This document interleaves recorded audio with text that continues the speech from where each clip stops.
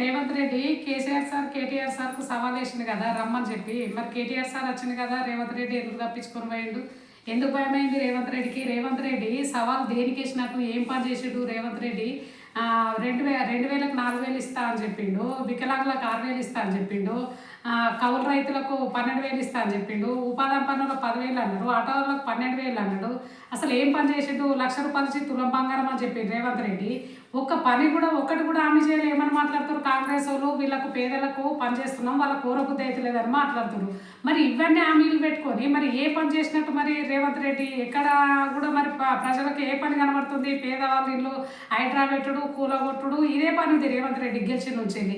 రేవంత్ రెడ్డిది ఎట్లుందంటే ఎవరో పోటీ పెట్టిరట, పోటీ పెడితే మరి ఇద్దరు పోటీలా వెళ్దామని వస్తే రేవంత్ రెడ్డి అటువంటిలో దుమ్ముల వర్రిరట. ఏం బీటే మరి దుమ్ముల వర్రు అంటే శాతనైతే లేదు ఉరకనికి అన్నట్టు రేవంత్ రెడ్డి పరిపాలన గుట్ల అట్లనే ఉంది.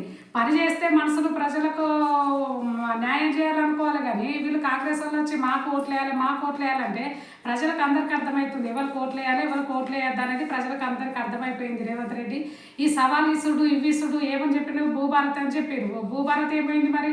నేను అడిగిన మరి వేరే వాళ్ళను, మరి ధరను తీసేసి భూభారత్ ఎత్తా అంటే అది ఏం లేదమ్మా, ఏమో అది కొత్త చేసిన పాత సార పోసినట్టే ఉన్నది. కేసీఆర్ చేసిన మంచి పనులే తప్ప వీళ్ళు పేరు చెప్పుకో, వీళ్ళు చేసిన పనులు ఏం లేవు, వీళ్ళు చేసే పనులు కూడా ఏం లేవు, ప్రజలకు అందరికి అర్థమవుతుందని చెప్పి ప్రజలు కూడా